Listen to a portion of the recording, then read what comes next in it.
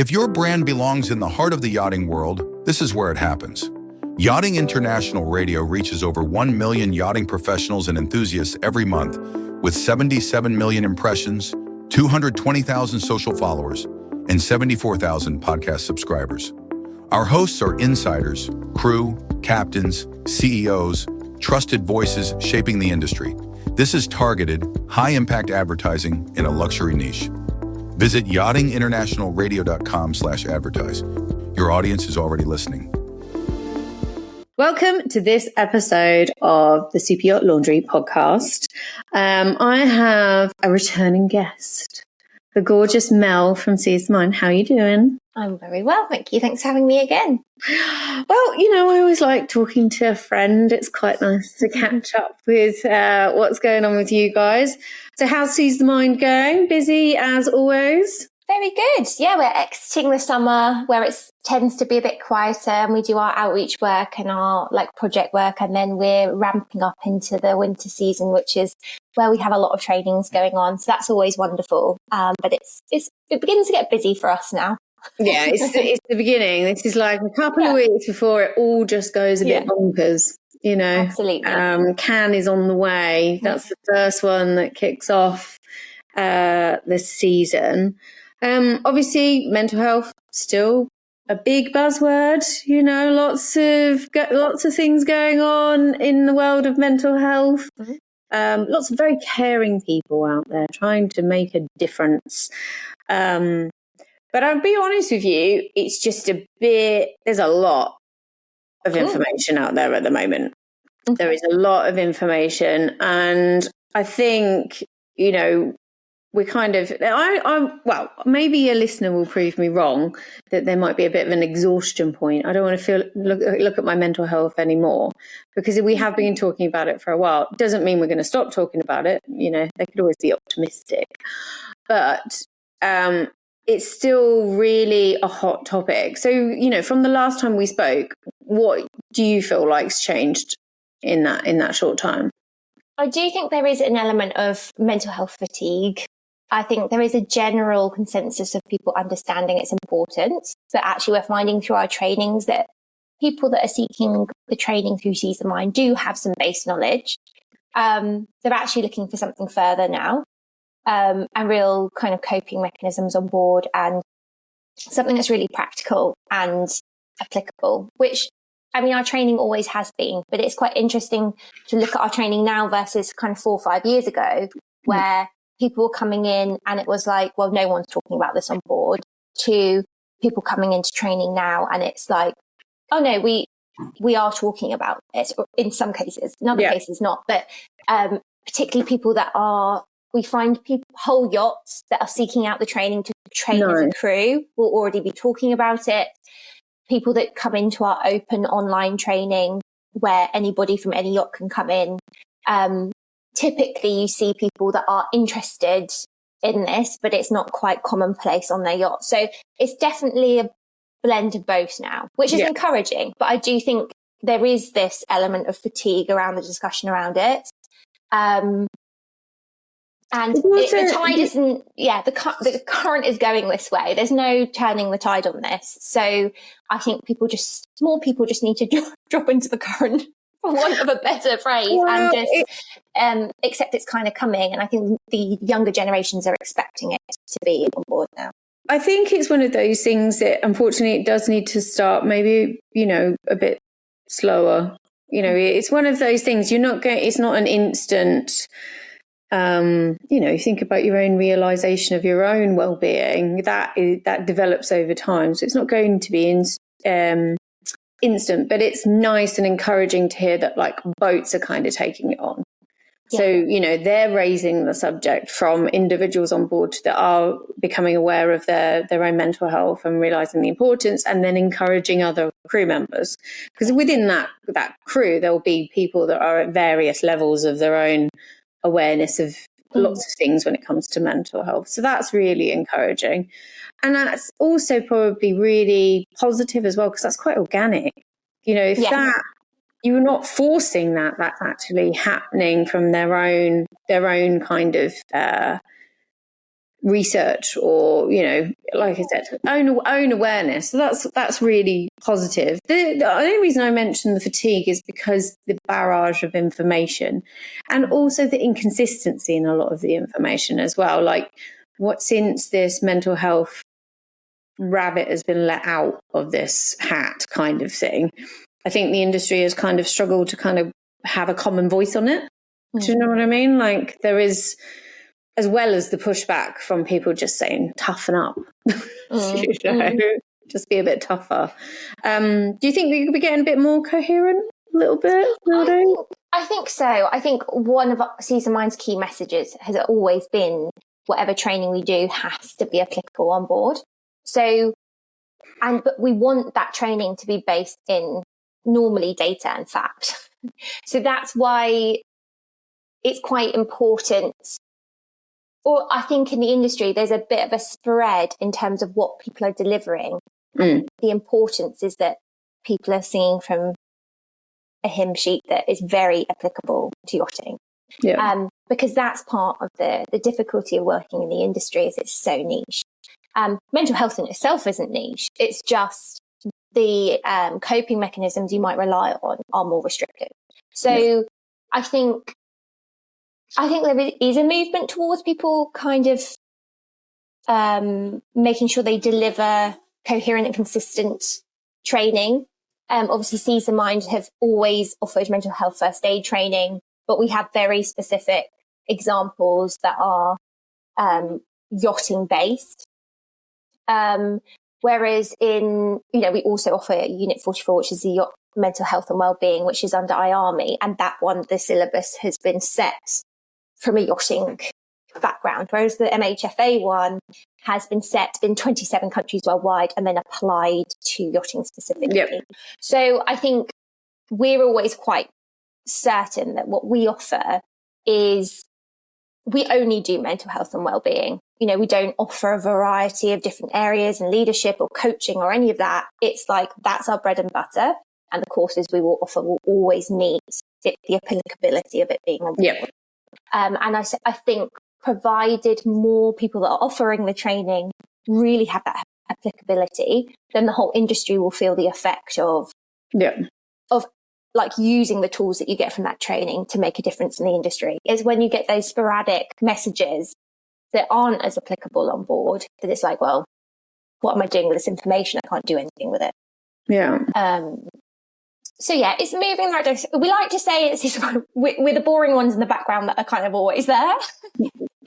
But those, we want to endure. And so what we offer is really specific, but it will always be of that standard. And that's something that we're not willing to compromise.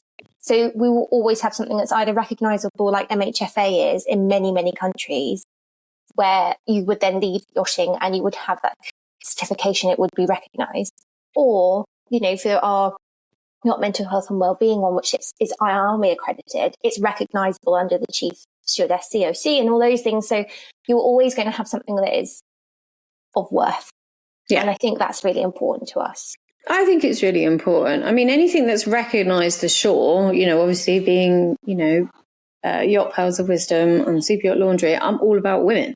So, getting something that's valuable ashore, because you will need to bolster what onshore companies can actually recognise, is not a bad thing. And then also it could be an adaptable thing. Obviously you're offering that level of course, then that level of course could then lead to another one if somebody wanted to go further. It's quite a nice thing. I always want value for money. Yeah. So if it's recognised on lounge, you've got it. It would be really nice if especially for females, all of leadership courses and all of those PERSA courses and stuff would kind of really absorb stuff like that. Give true value, not just on board, but the life that they're actually going to lead afterwards. But that's just me. I think it's really important. Like you say, the reality is that folks aren't going to be on board forever. No. There will be something that takes people off board, onshore. And when that time comes, you want to make sure you're your toolkit has many things in there, which yachting provides. But yeah, having something recognisable is quite important. It is quite important. Yeah, so like I said, the whole industry is abuzz. We're awash with chat about mental health, and we will still continue talking about it, even though everybody's might be slightly bored and moved on to the next thing. We are the people that kind of hang around in the background, still plugging away, but maybe not specifically talking about mental health and what to do. You have got a little project going on this year that my husband, me, his new advisor, and Max, who works on this podcast, we are signing up for. But before we get into what it is, where did the idea come from? Like what? So there are a few reasons why I came to this project conclusion and to try and make it work. We were getting people through training, and as part of our training, we are always directing people to signpost resources that can help them on board. And one of those resources is ISWAN's Yacht Crew Help and their yacht welfare projects. They have amazing tools that crew can use to support them on board all of the time, really. But so many crew are coming through, and obviously it's the benefit of having the trainings. You receive that information, but unless you come to the training, you might not know it exists. It's really hard to find those tools when you start in yachting or you're in yachting, and how are you going to access all of this support if it's not really presented to you and you have the awareness? So we had folks coming through who were like, oh my gosh, this is incredible, never knew it existed, but still hitting, years down the line, still people not knowing it exists. So there was an awareness point there where I was like, okay, we need to find a way of reaching people that aren't coming to training to be able to access 24/7 helplines if they need them, if they don't have that through their insurance or whatever it is. We need that awareness to be there. The second thing is ISWAN is a charity, and so they require funding year on year to support, and I'm part of their yacht crew welfare working group. And so when we meet, we're often trying to find ways in which to sustainably fund the work they're doing. And short of getting businesses here and there to, provide money year on year, it really got to a point where I thought, especially with speaking with Laura Beard, who is their yacht project manager, like there needs to be something sustainable in place that can help fund this. And so bringing those two things together, I also thought, okay, what did I want when I had been cooped up working all summer, hadn't been off the boat, feeling really tired, ready for a break, but also I'm still working. When we get a yard period, you're not happy to have the flexibility of going home or whatever it is. Is there a challenge that I would want to do and be part of? And so that's where Marathon for Mental Health come in. So that people can have a challenge at the end of their summer season that would work as a fundraiser for ISWAN services, but would also dual populate the awareness piece, where if you get folks that just want to come along and do a flexible marathon, they might not normally have found those resources if they weren't going to mental health training, but they can find it in a space where it might be more accessible for them if they're into fitness or whatever that is. It's a good little idea. I mean, like I said, it's quite positive. It can be quite fun because obviously when, there's four of us coming together for our little team, it makes it fun. You've got a challenge. Me doing a whole marathon, don't know. Like, well, I can explain a bit more about what, for people listening, they're like, hang on a minute, what? Signing up for a full marathon is, I can explain a bit more about what the marathon. So we've named it this year Marathon for Mental Health, although we might go through some rebranding because it's a bit wordy next year if it's a success this year.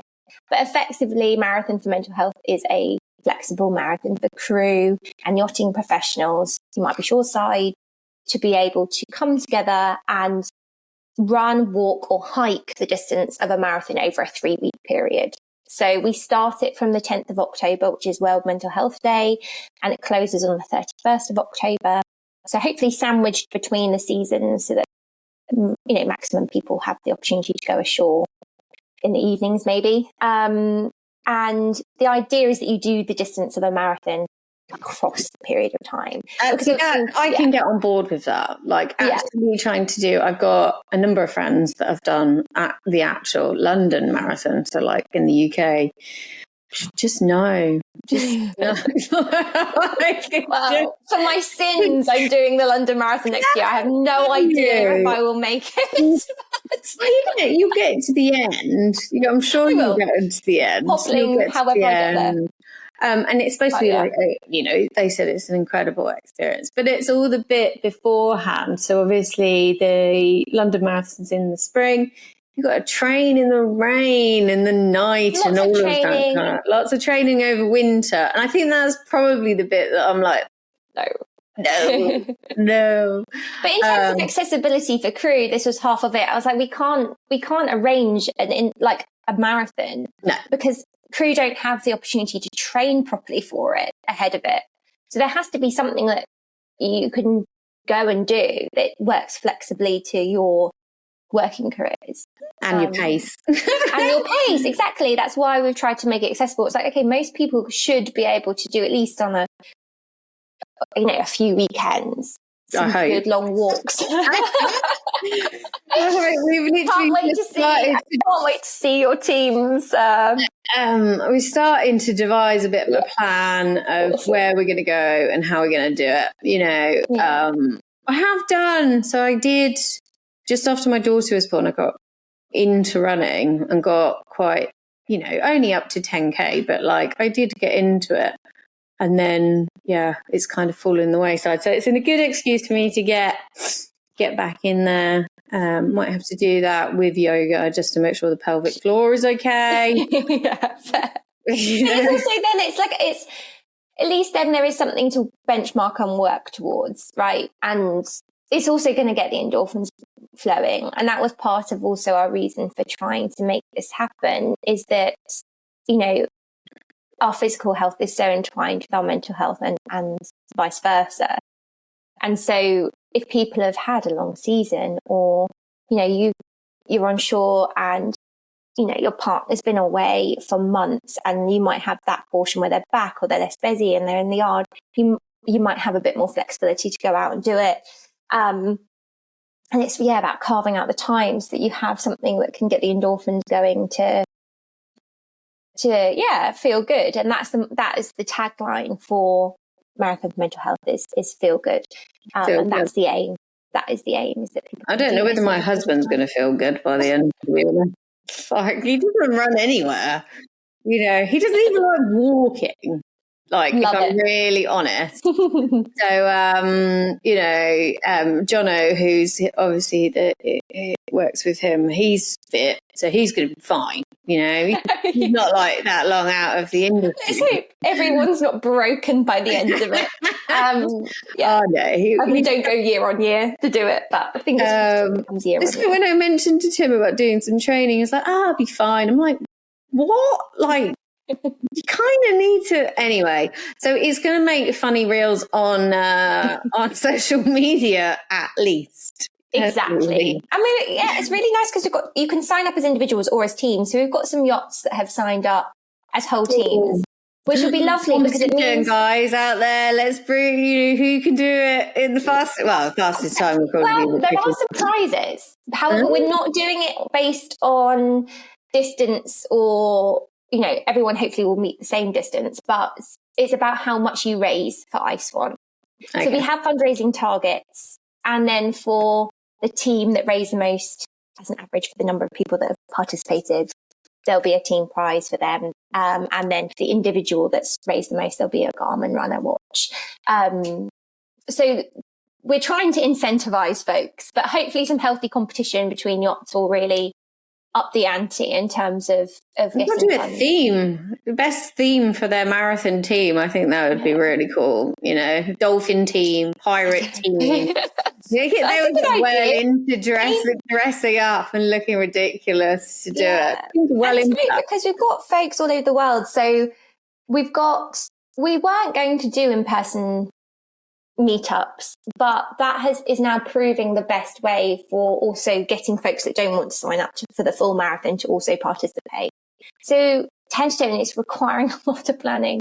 So thank you to the folks that have volunteered their time to make it happen. But we've got in-person meets planned for the south of France, for London, for Mallorca, tentatively Fort Lauderdale, Fiji and New Zealand. So there are going to be opportunities for people if they want to do 5K, for example, with other folks, and they happen to be in those yachty hubs, that they can meet people and go out for a run with them. I put forward that people need to dress up and make it fun. I want a K-pop demon hunters team. I want a mermaid team. I want a Jack Sparrow team. Come on, yachties. Yeah, You love an excuse to dress like a minion. No, just for a giggle, you know. Maybe we should start doing that year on year. We should start doing themes so that then we get some incredible pictures of folks, you know, halfway up a mountain where in Cape Town, or well, it's putting it into the hands of crew. We're raising funds to get something going that looks after crew, so it's in the hands of us. So we can raise money, we can be really good at it, and also have some fun doing it. That's the thing. We wanted something that's fun, and if people manage to find some resources that are going to help them while they're on board, whilst they meet up or participate, then that's that bit of the vision ticked for the fundraiser. But ultimately, in good faith, we hope there's going to be enough folks that we can hit our fundraising target, which this year is £37,000. Wow. So that's doable. If we can do it, that will be great. And hopefully year on year, we can build it into something in the yachty calendar that everyone knows happens. And if you do register, you get a courtesy flag. So you can hoist the flag on board, and other vessels will be able to see that you're participating in it for those 3 weeks and stuff. So there's lots of ways to show other folks that you're part of it and that you're fundraising. Oh, we don't have a boat. That's annoying. I could do a courtesy flag. You've put a team in. You know somebody with a boat with you on your run. I'll be like Patrick from Marine Accounts. Patrick, I need your boat, please. It's a fantastic idea, and at the end of the day, I think something like this, raising funds directly by crew for crew and cutting out all of the politics, is quite nice. If crew care about crew, let's just do it ourselves, kind of thing. And I quite like that. But I do want to see themed teams. Why don't you start? Your team could have a theme. We'll find out. My husband will be even more horrified that I've signed him up for a marathon, and he's also got to dress up as Jack Sparrow whilst he does these different sections. I love it. Anyway, watch this space for what Cherise Reedman ends up looking like. No, I think like I said, it's pretty cool. Just keep it simple. Crew raising money for helping other crew, Yeah. Don't need anybody else, kind of thing. So no, fantastic initiative. Obviously, we will provide all of the details in bio below with this episode if you want to get involved. All the links will be provided. But you did mention about cut-off days. Yes. So people that enter the marathon, there is a registration fee, and that is so that we can give you a kit bag. So in the kit bag would be a feel-good cap, which says feel good on the front. Thanks to Seize the Mind for sponsoring those. And we also have the courtesy flag, which Hill Robinson has sponsored. But also we have a psychological support handbook, which we're calling a quick grab guide. And anybody that is in the part of the marathon then has that guide, and it has lots of kind of how-tos for yacht crew, how to evacuate someone that might be in emotional distress, how to build connection with your crew, how to support someone that might be experiencing a panic attack, different really applicable but bite-sized information that you can have on board to keep you safe should you need it, or that if you do happen to be in a scenario where you need immediate support, you might be able to grab that quick guide and find support you need. And we've been able to, or been writing over a series of months, but various people have had input, insurance companies, telemedical services, etc., so that there's something really concrete that crew can use. So that will also be in the kit bag. And then you also get a medal pin. So we want to be able to ship those kit bags out, but it does mean that we are putting a registration closing date of 10th of September. That gives us a full month to ship those out to wherever you are in the world. You can still register after the 10th of September, and you can still turn up to the in-person events just as one-offs if you don't want to register for the full thing. But it just means that we won't be able to get that kit back to you, which have the goodies and the medals, and hopefully year on year people will collect the pins so that they can show that they've been involved. Yeah. So, 10th of September, and if not, it would be that you register but you just don't get the kit bag in time. And the marathon starts on the 10th of October. 10th of October. That's when Tim's going to be hating life. And we do have a kick-off event. So we have on the 10th of October in Palma, we've got a 5K in the evening, which we're doing in collaboration with Superyacht Fitness. Okay. And then on the Saturday morning, you can come and join us for an informal hike as well. We're going to do a hike just outside Palma Central in nature. So if you don't fancy the run, you can come for a hike, but we're quite keen to make sure we can see people face to face if they want to participate but might not want to do the full marathon. Cool. Palma's a lovely place as well. I wish I could be there. Yeah. But I won't. I should probably be doing my bit in the rain, which you know, damn it. It's a fantastic initiative. Like I said, all the details will be provided below. Good on you, kind of thing. Yeah, let's see if we can hit the target. It's doable, for sure. For sure, it's doable. So, listeners, get involved. Get a team together. Get your interior team, mermaid team. Honestly, I can see it in my mind. There's a group of girls that are desperate. They run anyway, so you might as well crack on. You know, exactly. And do it with glitter on your face and maybe purple hair. Insta? Why not? And raise some really good money for a really good cause that can help you out. So I think it's fantastic. Thank you so much for coming on and giving me the info. Like I said, all of the links will be provided. Let's raise that money, guys. Thank you very much, Mel. Thank you, Cherise.